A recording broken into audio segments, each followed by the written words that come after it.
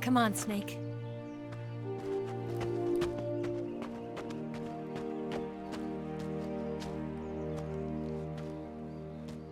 We made it. We made it. Over there.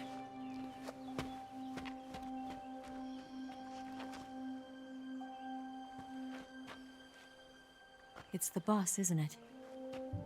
I'll go get the wig ready to take off. Right. I'll leave you two alone. But come back in one piece, okay?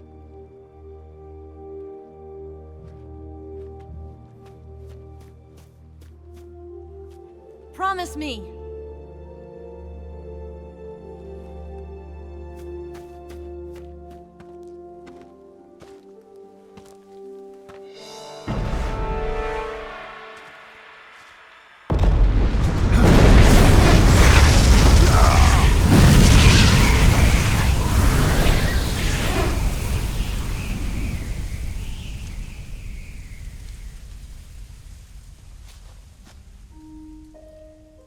Life's end. Isn't it beautiful? It's almost tragic.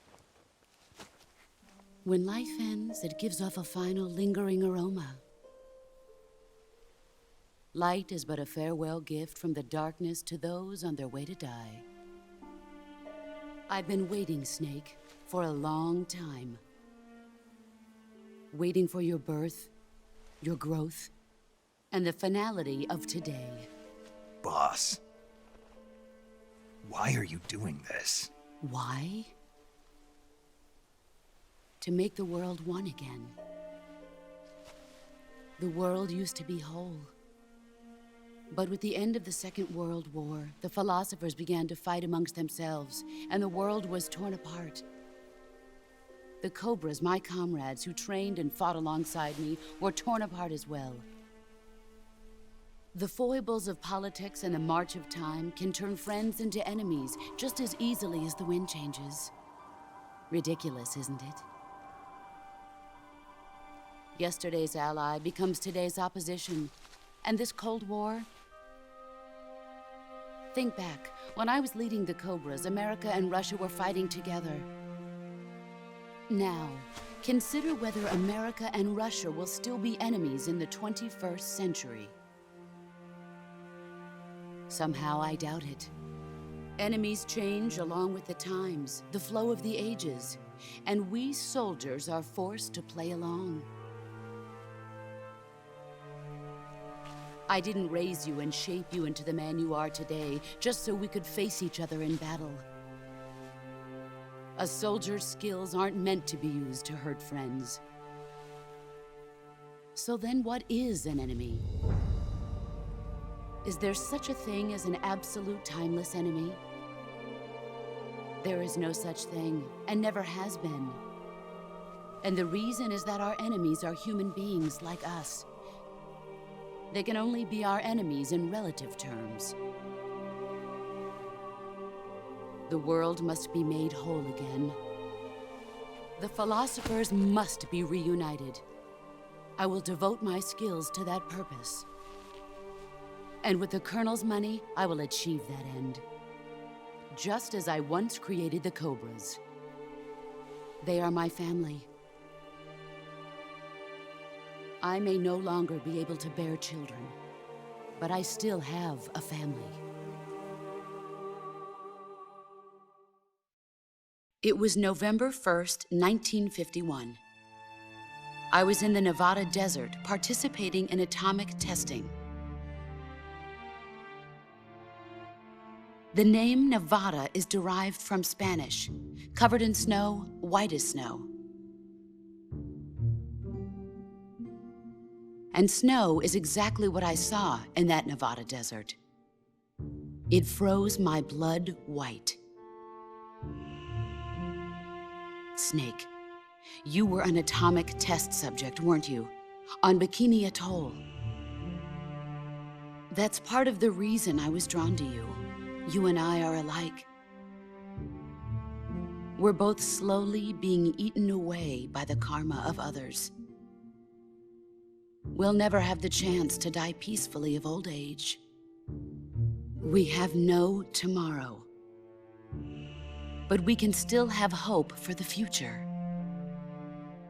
In 1960, I saw a vision of the ideal future from space. 3 years earlier, the Soviet Union had succeeded in launching Sputnik, the first man-made satellite in history, into orbit. This came as a huge shock to the United States. In response, America threw everything it had into its own manned spaceflight project, the Mercury program. Even as the Soviets seemed poised to send their first man into space, America was still experimenting with chimpanzees and rockets. The government wanted human data, so they secretly decided to send a human being into space. I was the one they chose. At the time, they didn't have the technology to block out cosmic rays, and whoever they sent up would inevitably be exposed to heavy radiation. That's why they chose me. After all, I'd already been irradiated once. Of course, you won't find any of this in the history books. I could see the planet as it appeared from space. That's when it finally hit me. Space exploration is nothing but another game in the power struggle between the US and the USSR. Politics, economics, the arms race, they're all just arenas for meaningless competition. I'm sure you can see that, but the Earth itself has no boundaries. No East, no West, no Cold War. And the irony of it is, the United States and the Soviet Union are spending billions on their space programs and the missile race, only to arrive at the same conclusion. In the 21st century, everyone will be able to see that we are all just inhabitants of a little celestial body called Earth. A world without communism or capitalism, that is the world I wanted to see. But reality continued to betray me. In 1961, I was sent to Cuba, to Bahia de Cochinos. It was part of a CIA-sponsored invasion under the guise of taking Cuban exiles back to their country. But the US government betrayed them. Our weak-kneed president held back their air support. Defenseless, the exiles were annihilated by the Cuban army. All I could do was watch in silence. I was set up by the very country I'd sacrificed so much for, by the very government I dedicated my life to defending. I was driven from the surface world, and I went underground. Then, 2 years ago, I faced the sorrow, my old comrade in battle. He was my friend. But one of us had to die. I was left with no choice. The sorrow gave his life for me. There is no enmity between us. One must live, and one must die. That was the mission. The ones who gave me that mission were the philosophers. Early in the 20th century, the true holders of power in the United States, the Republic of China, and the newly formed Soviet Union gathered together in a secret meeting that would later be known as the Wise Men's Committee. The secret pact they formed there marked the beginning of the philosophers. But the last of the original members died in the 1930s. After that, the organization began to run out of control, and the Wise Men's Committee degenerated into a mere shell of its former self. The philosophers of today have no sense of good or evil. Their influence extends to countries and organizations involved in every aspect of every war. They have become war itself. That's how they operate. The sacrifices of war cause a shift in the times. This shift leads to renewed conflict, and in turn triggers the next war. Like a nuclear chain reaction, each conflict sparks countless others, forming an endless spiral that will continue on for eternity. Do you understand what I'm saying, Snake? By consuming me and you, the philosophers intend to keep that cycle going forever. It was my father who explained all of this to me. He was one of them. You see, I am the last remaining child of the philosophers. But after he revealed the truth, my father was killed by that same shapeless, formless organization. And my father isn't the only thing the philosophers have taken from me. In June of 1944, the Cobras and I took part in the landing at Normandy. We'd been given a top-secret mission to locate and destroy enemy V-2 rocket installations. I was pregnant at the time. The sorrow was the father. I gave birth on the field of battle. A beautiful baby boy. But my child was snatched away from me by the philosophers.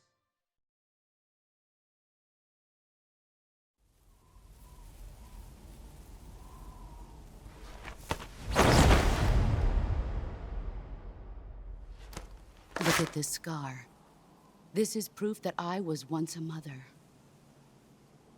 I gave up my body and my child for my country. There is nothing left inside me now. Nothing at all. No hatred, not even regret. And yet sometimes at night, I can still feel the pain creeping up inside me, slithering through my body like a snake.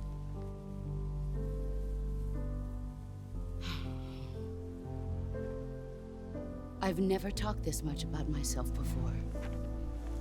Thanks. Thanks for listening to me.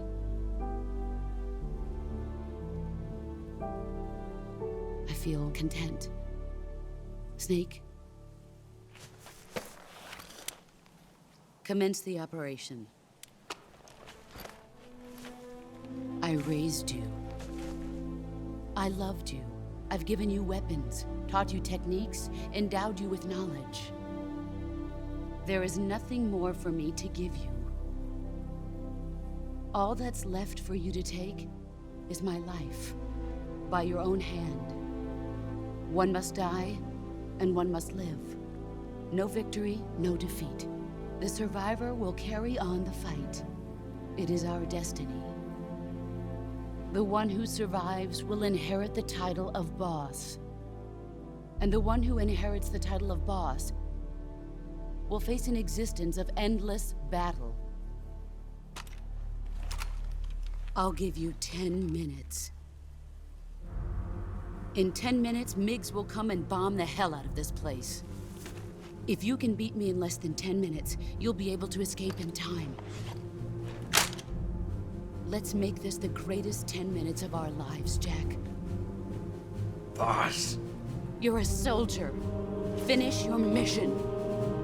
Prove your loyalty.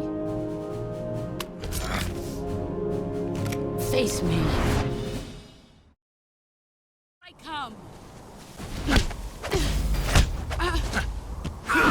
Excellent, Jack.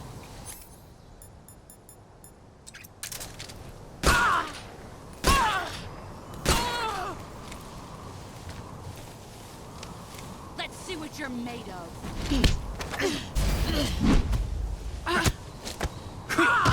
You're better than I remember.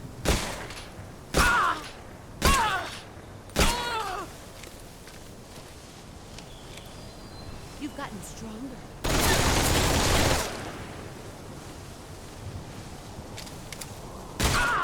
Let's go! Here I come!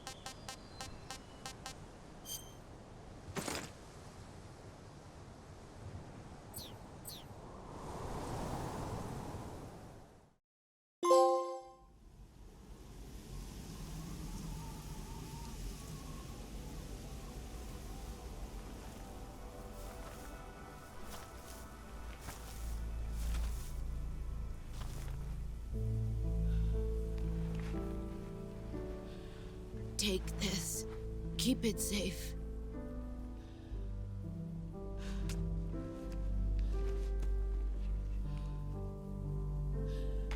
It's our only hope.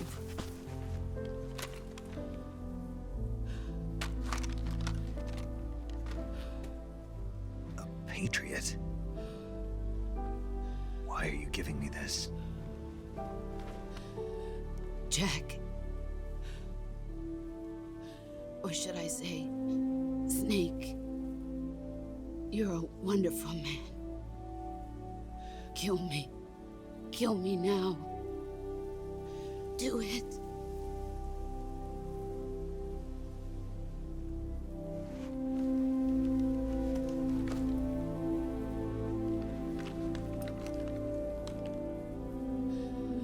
There's only room for one boss and one snake.